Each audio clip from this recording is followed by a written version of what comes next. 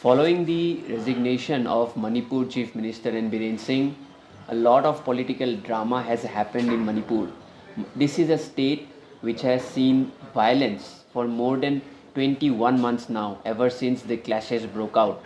There is a division within the state wherein two communities at large, Meiteis and the Kukis, have to now stay separately. There are several groups and several voices from Manipur, different communities representing, and they have their own issues that they need to highlight.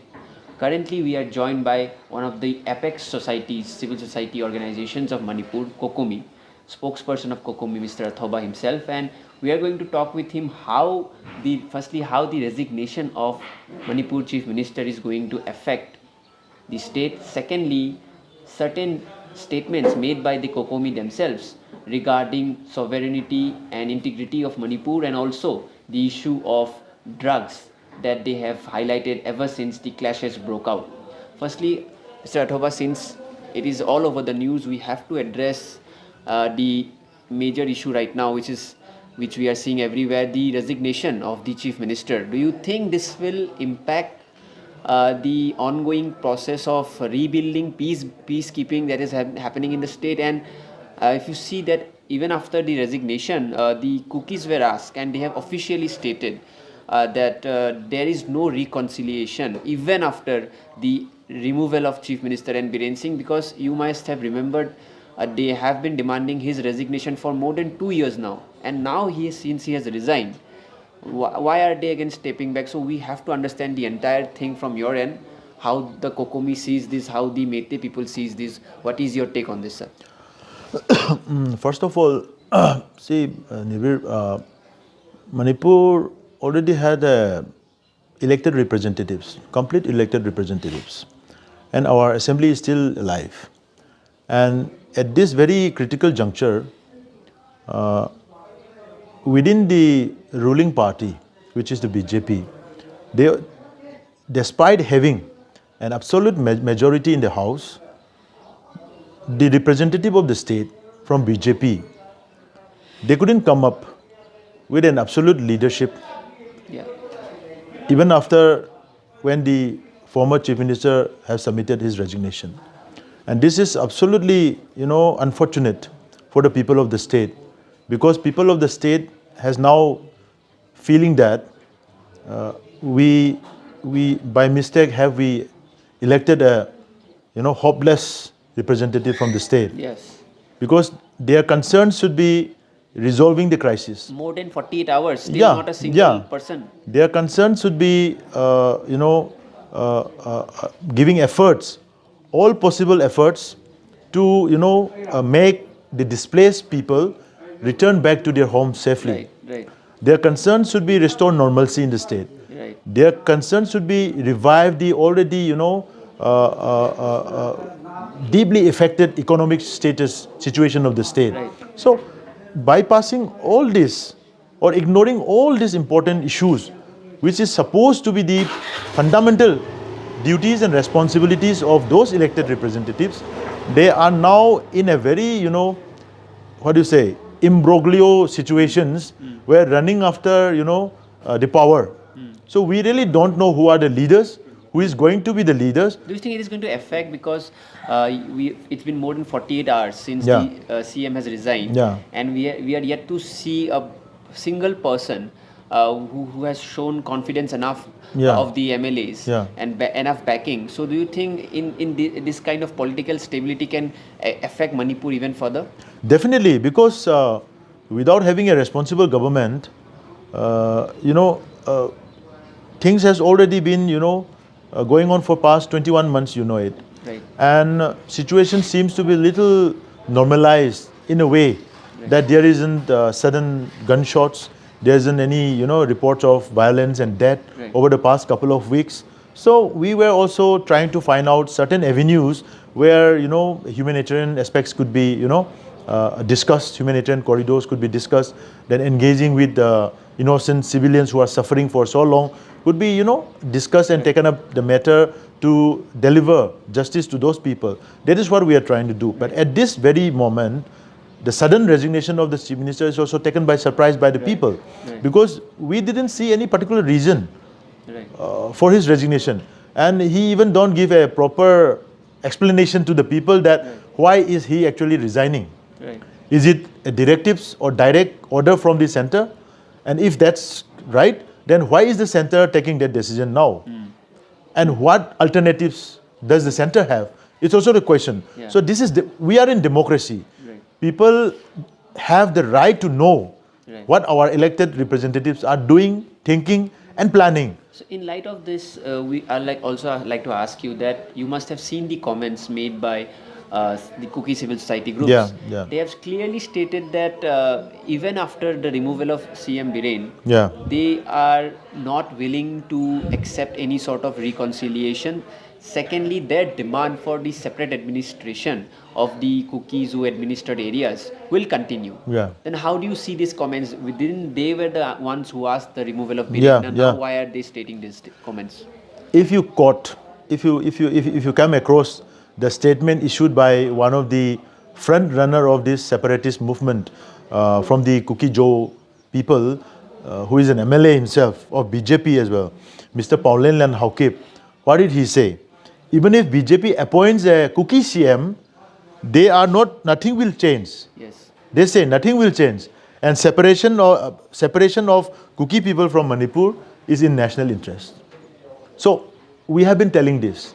Whatever reason they have been giving right from the day one of the May 3rd incident, it is just a facade.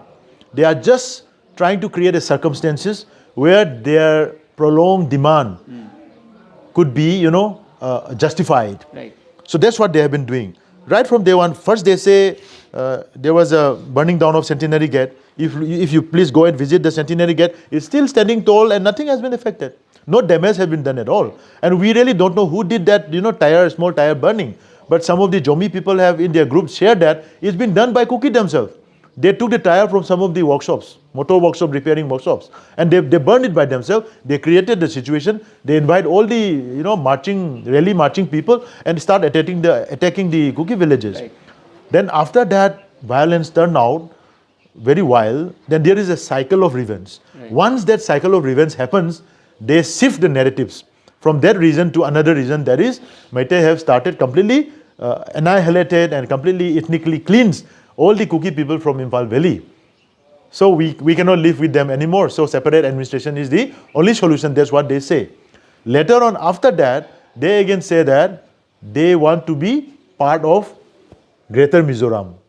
Then they again said that they want a Christian state, merging with the Chin state. So all these ideas is nothing.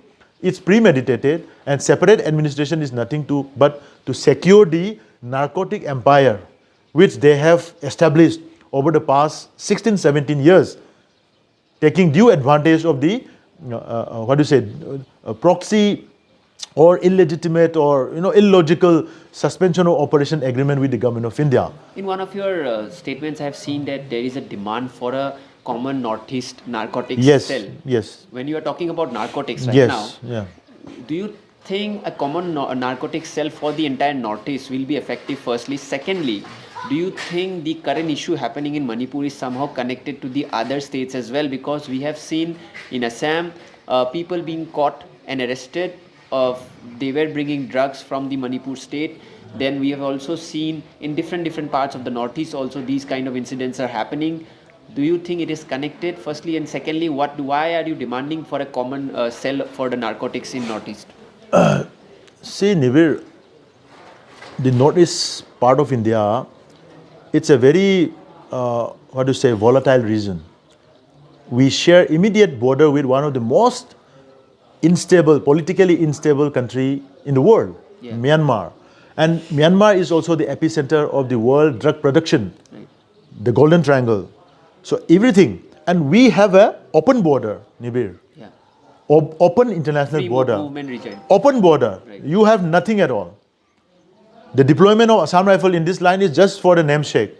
The former DG of Assam Rifle himself has already confessed in their interview that they failed to secure the international border because of the tough terrain or lack of infrastructure, whatever reason they may have given. Right. But they said that they couldn't secure it. So this vulnerable international boundary has been compromised for the past 70 years since independence, and taking due advantage of this open border, the entire smuggling of drugs and small arms and all forms of illicit activities being carried out from Myanmar towards the northeastern region. And Manipur and Mizoram shares immediate border with them.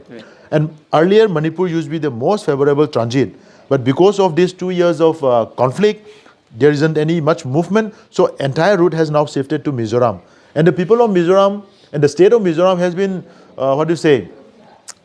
facilitating those separatist groups, those narco-terrorist groups who are wielding automatic rifles to secure the opium poppy farms cultivated in the hill areas of Manipur. This is an open secret, everyone has seen it. So these things have affected the neighboring states also. Look at Assam.